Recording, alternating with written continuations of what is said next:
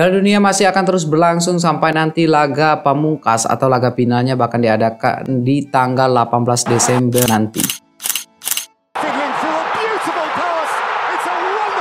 Apa yang terjadi selama 2 minggu ini cukup menghibur dan juga menguras emosi kita.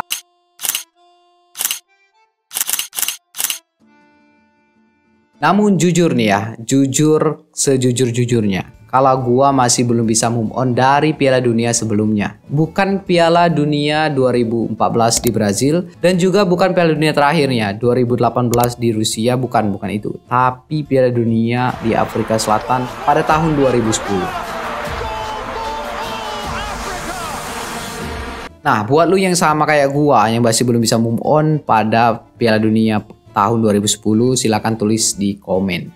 Absen dulu kita di sana ya, absen dulu ya.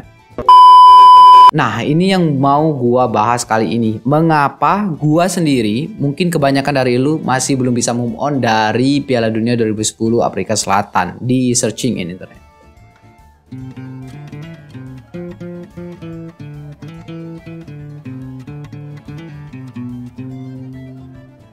Saat ditunjuk menjadi tuan rumah Piala Dunia 2010, Afrika Selatan ini nggak disambut sukacita oleh masyarakat dunia. Karena Afrika Selatan adalah negara pertama dari benua Afrika yang menjadi tuan rumah pada saat itu ya. Dan juga Afrika Selatan ini dianggap sebagai negara terbelakang. Lu tahu sendiri kan kalau anggaran untuk Piala Dunia itu luar biasa besarnya. Lu lihat aja tuh yang ada di Qatar, itu sampai 200 miliar US dollar. Ini Afrika Selatan ya kan, negara terbelakang atau bisa dibilang negara miskin.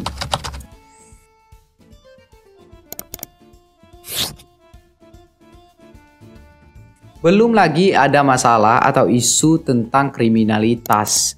Karena di Afrika Selatan itu tingkat kriminalnya sangat tinggi. Namun saat turnamen ini berlangsung, pelan-pelan Afrika Selatan mulai membantah tuh dugaan-dugaan negatif dari semua orang.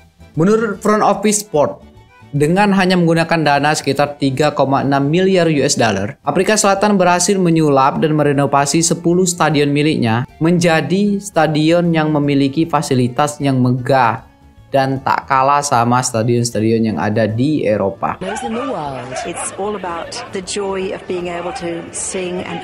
Dan juga saat pembukaan Piala Dunia, masyarakat yang dinilai kriminal pada saat itu justru menunjukkan sikap baiknya terhadap warga asing.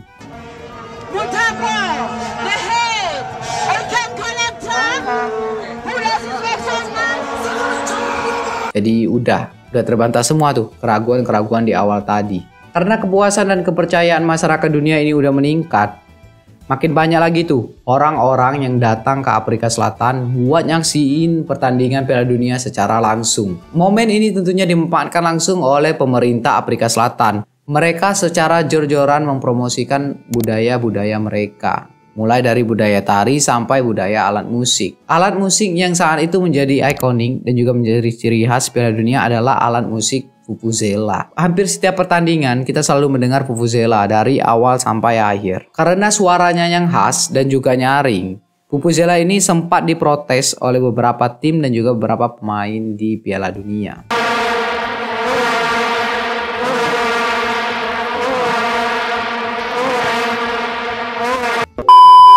Mereka menganggap suara vuvuzela ini terlalu bising sehingga mengganggu koordinasi antar pemain di lapangan. Namun, beberapa tahun setelah itu dan mungkin sekarang, gua yakin lo pasti masih rindu dengan suara vuvuzela yang ada di Piala Dunia. Buat lo yang juga rindu mungkin coba tulis di komen.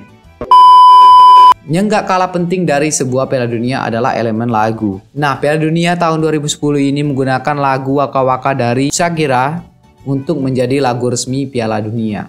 Menurut CXO Media, lagu Waka Waka ini menjadi lagu terpopuler sepanjang sejarah. Dengan jumlah download pada saat itu mencapai 15 juta download. Waduh. Masih menurut CXO Media, lagu Piala Dunia ini sangat sulit untuk disaingi, bahkan sampai berpuluh-puluh tahun ketelahnya. Memang terbukti ya kan, belum ada sampai saat ini lagu yang bisa menyaingi ketenaran dari Waka Waka ini. Dan terakhir nih kalau kita lihat di Qatar itu coba mendatangkan penyanyi asal Korea Selatan atau K-pop Jungkook untuk menyanyikan lagu Dreamers-nya. Dan ya masih belum bisa juga sih untuk menyaingi ketenaran si Waka Waka ini. Gimana menurut lo? Apakah lo lebih suka lagu Waka Waka Shakira atau mungkin lagu Dreamers dari Jungkook? Silakan tulis di komen.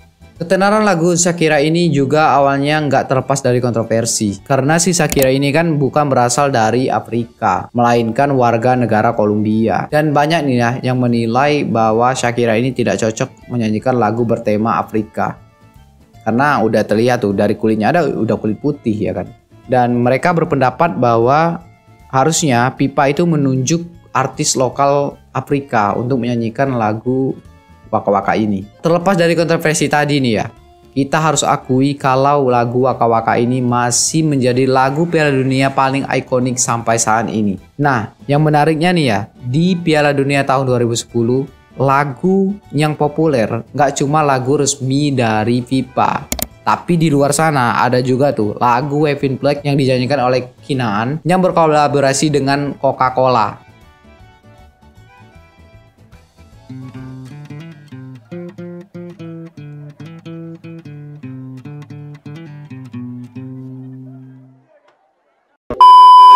Yang gak kalah ikonik dari Piala Dunia 2010 adalah bola yang digunakan. Yah, lo masih ingat kan Piala Dunia ini menggunakan bola Jabulani. But when after months, probably years of testing, FIFA's 2010 Super Bowl was revealed, the world was shocked. I don't know if you saw it. It was. Nah, sepanjang pertandingan di Piala Dunia ini banyak sekali orang atau tim yang memusuhi bola ini. Lah, kok jadi musuh? Sabar. Straighten up and fly right. Straighten up and stay right. Ini alasannya mengapa Jabulani menjadi musuh bagi para pemain. Dan kerap kali nih ya, Jabulani ini menjadi kuda hitam saat tim mengalami kekalahan. Misalnya nih ya, ada tim yang kalah. Udah, Jabulani aja itu yang disalahin. Mereka berpendapat kalau bola Jabulani ini terlalu ringan dan desainnya itu sangat tidak memungkinkan untuk mengontrolnya secara penuh. Apalagi kalau lu sebagai kiper, sangat susah untuk menebak arah bola. Lalu gimana nih menurut FIFA-nya sendiri? Ya kalau dari FIFA sendiri mereka bersikeras kalau Jabulani ini udah melalui proses sertifikasi, udah melalui proses standarisasi. Sehingga bola ini layak untuk digunakan di pertandingan Piala Dunia. Kalau misalnya tadi udah bahas bola, apalagi nih yang buat kita belum bisa move on dari Piala Dunia 2010? Paul Sigurita. Lu masih ingat? Kalau lu sama teman lu suka prediksi tim mana yang bakal menang, lu pasti tahu sama si Gurita ini. Karena Gurita ini adalah gurita peramal. 4 dari 6 ramalannya selalu benar. Sebenarnya Gurita ini udah menjadi peramal pada tahun 2008 saat itu Euro ya kan. Si Paul ini meramal pertandingan-pertandingan yang dilakukan oleh Jerman. Namun di tahun 2010 pada saat itu kemampuan Paul ini meningkat. Dia nggak hanya memprediksi tim Jerman saja, tetapi juga tim-tim lain kayak gitu. Keberhasilan Paul ini ya tanpa diakui saat ia berhasil menebak siapa yang menjadi juara Piala Dunia tahun 2010. Paul dengan sengaja meramal Spanyol yang keluar sebagai juara dan iya ternyata benar. Spanyol yang menjadi juara dan mengalahkan Belanda dengan skor 1-0 di babak final. Satu lagi nih ya, yang terakhir mungkin gak kalah ikonik pada tahun itu adalah permainan tiki taka yang dilakukan oleh tim Spanyol. Itu sangat-sangat luar biasa dan mungkin itu adalah puncaknya permainan tiki taka di tahun 2010. Kita masih ingat tuh, pemain tengah Spanyol adalah Iniesta dengan Xavi. Waduh, luar biasa tuh. Duel maun tiki taka. Tiki taka sendiri adalah sebuah teknik permainan dengan umpan-umpan pendek kayak gitu dan mengandalkan kecepatan dan ketepatan. Oke, mungkin itulah tadi rangkuman dari mengapa kita masih belum bisa move on dari Piala Dunia 2010 Afrika Selatan. Mungkin mau nambahin momen-momen apa aja atau ikonik-ikonik apa aja yang gue lewatkan, silahkan tulis di komen. Nanti kita bakal diskusi di sana. Dan buat lu yang mau ngoreksi kalau gue ada salah, silahkan juga tulis di komen. Dan sekian video kali ini, gue pamit.